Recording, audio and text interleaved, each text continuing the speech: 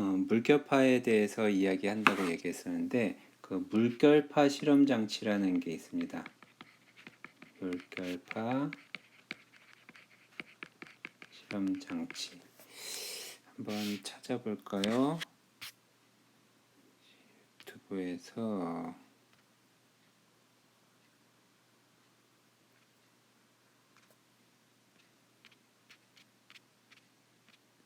파 실험 장치 검색을 보면은 여기 밑에 게 더 좋은데 원래 물결파 실험 장치는 뭘로 보는 게 좋겠냐 하면은 요거를 볼까요? 자연스럽고 실제로 쓰는 것만 배울 수 있는 리얼 클래스가 되겠습니다.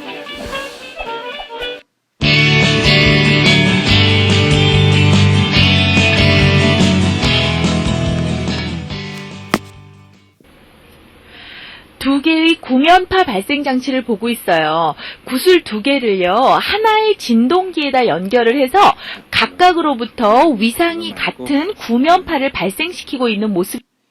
자, 여기 보면은 공이 두 개가 있잖아요. 얘가 이 모터가 있어가지고 돌면 얘가 부들부들 떨려요. 그러면은 부들부들 떨리면은 요 표면에서 그 동그란 형태의 그 구면파가 발생을 하게 되죠. 이렇게 생긴 두 개의 구면파에서 발생된 파동이 전파돼서 나가서 간섭된 걸 보여준 겁니다. 자, 이 영상이 그걸 잘 보여주는 것 같은데 여기 보면은 그 동그란 형태의 구면파가 발생을 하죠. 그런데 또 옆에서 엄청 또 커진다. 같이 또 두 번째 파동을 해서 대박 커져. 발생을 시켜 놓으면은 여기 선처럼 보이는 게 있잖아요. 요게 이제 간섭된 모양이 나타나는 건데 이 선처럼 보이는 부분은 잔잔하고 그 선과 선 사이에 있는 부분은 캡처를 해서 계속 찍어. 보도록 할게요. 자, 이거를 사진 앨범에서 이상한 사진이 나왔었는데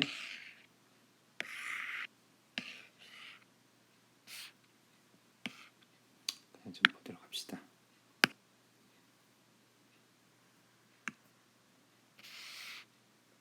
여기 보면은 요 점에서 잠깐만요.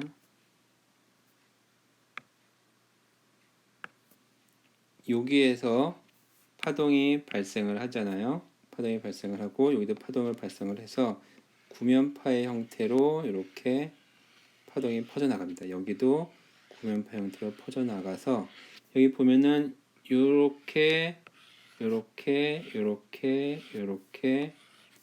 선처럼 보이잖아요. 요게 뭐냐면은 이쪽에서 온 파동과 이쪽에서 온 파동이 서로 반대 방향으로 만나는 지점을 나타내 준 겁니다. 서로 반대 방향으로 만나니까 어떻게 돼요? 항상 0이 돼 버리죠. 그리고 요 중간 부분은 요게 바로 상쇄 간섭을 나타내 주는 거고요. 요게 보강 간섭을 나타내 주는 지점을 얘기하는 겁니다. 자, 요거 다시 백으로 백 돌리기도 오래 걸리네. 전체 지워버리면은. 자, 그래서 S1이라는 곳에서 S2라는 곳에서 파원이 발생해서 나갈 때 요 A라는 지점은요, 여기에서 한 파장, 두 파장, 세 파장의 거리고 여기도 한 파장, 두 파장, 세 파장의 거리니까 여기는 어떻게 되냐? 보강 간섭이 일어난다고 얘기를 해요. 자, 근데 그거는 뭐냐면은 S1에서 나가는 파동이 A 지점에서 가만히 놓고 보면요. A 지점에서 S2가 없다고 할 때 S1에서 요 A 지점에서 올라갔다 내려갔다 올라갔다 내려갔다 하겠죠. 그러니까 모든 지점이 다 똑같아요. 여기도 올라갔다 내려갔다 하고 여기도 올라갔다 내려갔다 하고 여기도 올라갔다 내려갔다 해요. 시간에 따라 그 시간이 변하게 되면은. 그래서 S1 때문에 얘가 생기는 파동의 모습이 이렇게 될 거야. 올라갔다 내려갔다. 자, S2 때문에 생기는 A의 파동도 역시 올라갔다 내려갔다 하는데 두 개가 어떤 모양이냐? 같은 모양. 좀 더 말하면 같은 위상을 나타내 준다고 얘기해 주는데 같은 모양을 띈다. 같은 위상을 나타낸다고 얘기를 해줘요. 자, 이제 이 B 지점을 봅시다. B 지점은 이 S1부터는 한 파장, 두 파장, 세 파장 거리고요. S2부터는 한 파장, 두 파장 반의 거리니까 만약에 S1에서 나오는 파동의 모습이 이렇게 돼 있다고 하면요. S2에서 오는 파동의 모습은 얘하고 반대가 되겠죠. 이렇게. 그래서 얘를 더해주면 어떻게 되냐면은 이렇게 커지게 모양이 이렇게 만들어지고 이게 또 진폭이 주파수가 달라졌으니까 좀 이상하네. 요거를 더해주면 위에다 그릴게요. 그냥 더해주면은 이렇게 이 뒤에 잘리니까 줄일까?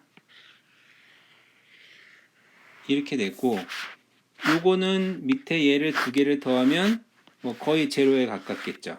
물론 이제 S1과 S2에서 오는 진폭의 차이가 있기 때문에 완전히 제로가 되지는 않겠지만요. 자, 그래서 요거와 요거를 보면요. 얘는 항상 잔잔한 거예요. 이 B 지점은 항상 잔잔히 있어요. 근데 A 지점은 크게 출렁거리는 거예요.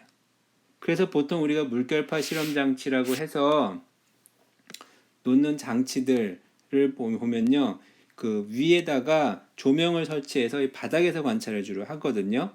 그럼 바닥의 모습이 어떻게 보이냐면은 그 요렇게 아까 보여주었던 요 선이 보이는 부분 있잖아요.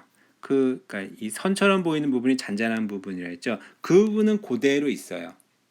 뭐 밝을 수도 있고 어두울 수도 있고 뭐 어쨌든 그들이 있는데 이 크게 출렁거리는 부분요. 그 볼록 튀어나오고 오므라드는 것들 때문에 빛이 모였다가 파였다 그렇게 돼서 결국에는 얘가 계속 바뀌어요. 그러니까 출렁출렁거리는 것처럼 보이는 거죠. 그래서 우리는 보강 가서 상세 간섭을 이제 차이를 거기서 확인할 수 있는 겁니다. 요거는 요 다음 장의 그림을 보면 될 수 있을 거예요. 자, 이와 같은 그림에서 여기 선상에 해당되는 요 선에 해당되는 거 있죠. 내가 지금 선을 여기다 그렸는데 요거 이쪽 그림이 바로 선을 그린 건데 요거는 잔잔한 부분. 그리고 여기는 선과 선 사이잖아요. 이쪽은 선과 선 사이는 잔잔하지 않고 계속 출렁거리는 부분입니다. 지금 사진을 딱 찍었기 때문에 이렇게 보이는 거지. 얘가 전부 아른아른거리면서 그러니까 여기 보면은 그 밝고 어둡고 하는 부분이 나잖아요. 여기 계속 움직여요. 그러니까 눈에서 보면은 출렁거리처럼 보이는 거죠. 그래서 어떤 책이나 그런 데는 뭐 볼록 튀어나오면은 걔가 볼록렌즈 역할을 해서 밝게 보인다 그러는데 그거는 뭐 알 수가 없는 거죠. 꼭 그것 때문에 밝게 되는 건지.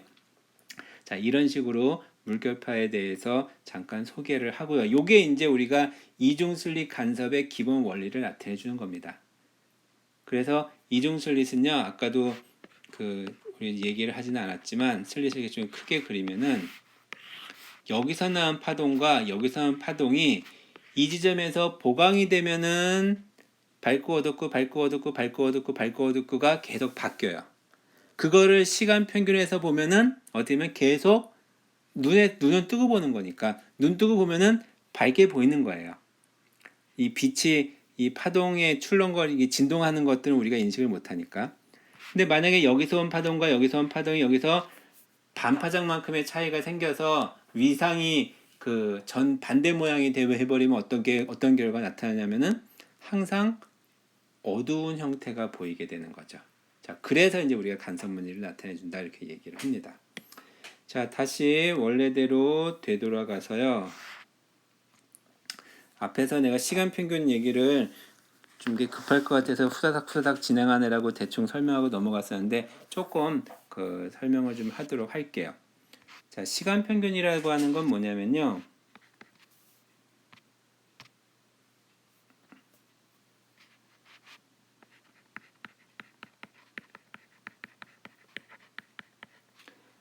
어떤 시간 동안의 평균인데 지금은 한 주기가 바뀌면 똑같은 모양의 반복이니까 한 주기만큼 해주면 되겠죠. 그래서 원래는 뭐 마이너스 t부터 t가 주기죠 보통. 그다음에 사인 제곱 오메가 t dt. 평균이니까 이 전체 시간 2t죠. 2t분의 1로 나눠줘야죠.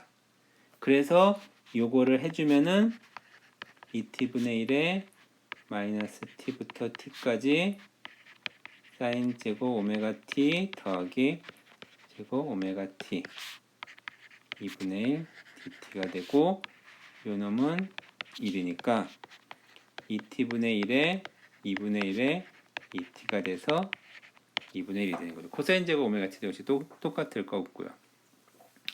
어떤 사람들은 여기서 보고 왜 사인 제곱 오메가 t와 코사인 제곱 오메가 t가 똑같냐라고 얘기를 하는데 요 그림을 그려보면요. 사인 그림이 어떻게 되죠? 사인 그림이 이렇게 한 주기만 할게요. 0부터 t까지만 할게요. 이걸 마이너스 t부터 플러스 t까지 해도 되고요. t분의 1에 0부터 t까지 해도 상관은 없이 결과는 같게 나옵니다. t 제곱을 해줘 보면은 어떻게 되냐면은 제곱이니까 이게 볼록하다고 할게요. 이렇게. 자, 여기에다가 똑같이 코사인을 그려볼게요. 코사인은 어떻게 되냐면은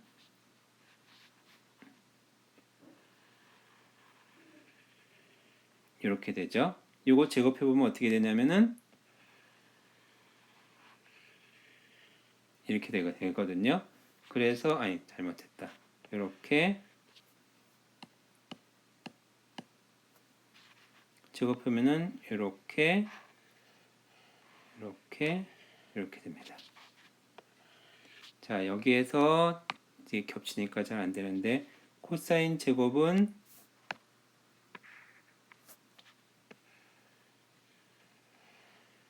요거고요. 사인 제곱은 이겁니다. 아래쪽의 면적이 어때요? 똑같지 않아요? 볼록한 거 산처럼 생긴 거 두 개잖아요. 그래서 코사인 제곱과 사인 제곱이 똑같다는